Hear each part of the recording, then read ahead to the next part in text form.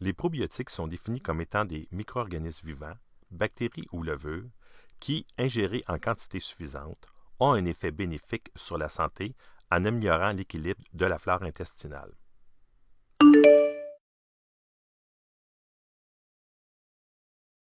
La flore intestinale représente l'ensemble des micro-organismes qui se trouvent dans les intestins.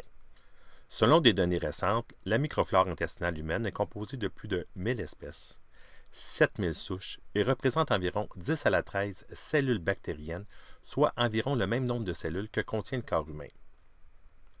70% de tous les microbes présents dans le corps humain sont localisés dans le côlon ou le gros intestin. On retrouve une grande diversité de bactéries dans le microbiote, dont de bonnes bactéries, telles que les lactobacilles et les bactérioïdes, mais également de mauvaises bactéries, telles que le Campylobacter jejuni, Salmonella enterica et Escherichia coli, mais en plus faible nombre. On ne veut pas que ces bactéries pathogènes prolifèrent. Chez des individus en santé, la composition du microbiote varie d'un individu à un autre en termes de proportion des bactéries. Toutefois, cet équilibre peut être rapidement affecté par un régime, par la maladie ou le stress, engendrant des modifications importantes dans la composition du microbiote.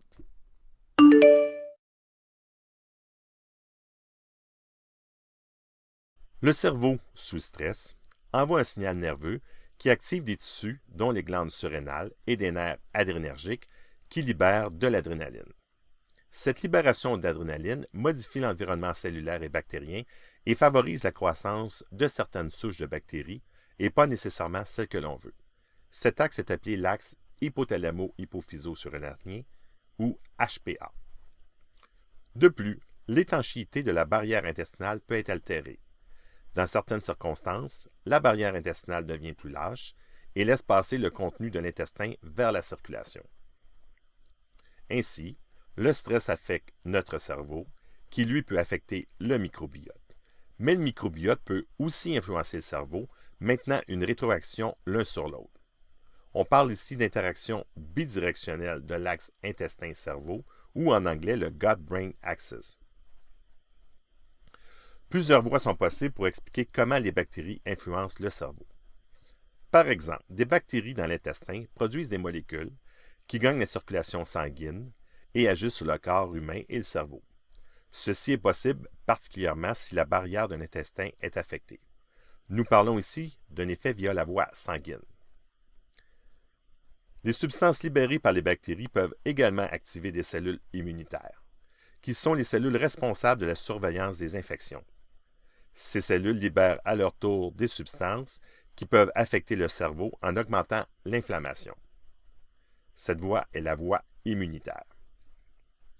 Ces molécules bactériennes peuvent aussi agir via la voie endocrine, en agissant sur des cellules spécifiques, cellules qui sécrètent des hormones et qui peuvent influencer la transmission nerveuse.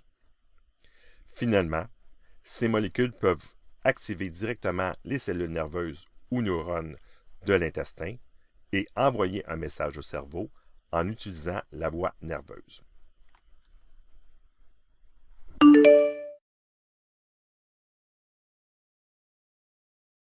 Les probiotiques peuvent aider de plusieurs façons. Premièrement, ils compétitionnent pour les nutriments, diminuant ainsi la croissance de certaines bactéries nocives. Ils stimulent et régulent le système immunitaire, déplaçant l'équilibre vers un signal anti-inflammatoire, en augmentant les substances anti-inflammatoires et en réduisant la production de substances pro-inflammatoires. Ils stabilisent également la barrière intestinale, en renforçant les jonctions serrées. Ceci permet la diminution de la quantité de molécules néfastes qui peuvent transférer dans le sang. On reconnaît que plusieurs lactobacilles et bifidobactéries agissent comme probiotiques. J'aimerais également ajouter que les probiotiques qui agissent sur le cerveau ont maintenant une appellation particulière. On les appelle les psychobiotiques.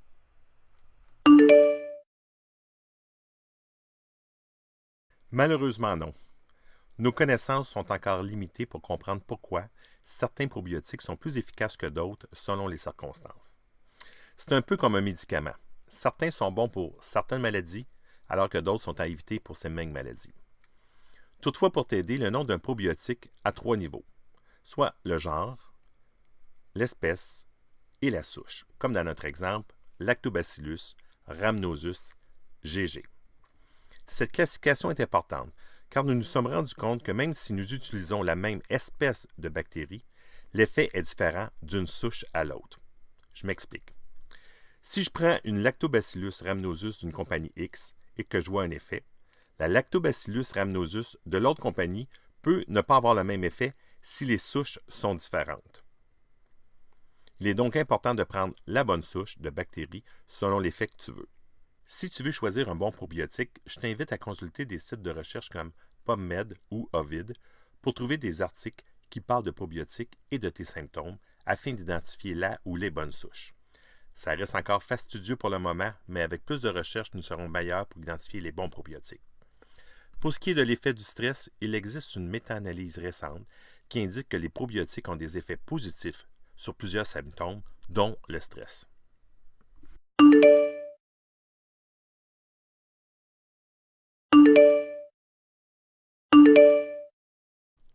Les études recommandent de les prendre pour un minimum de 14 jours.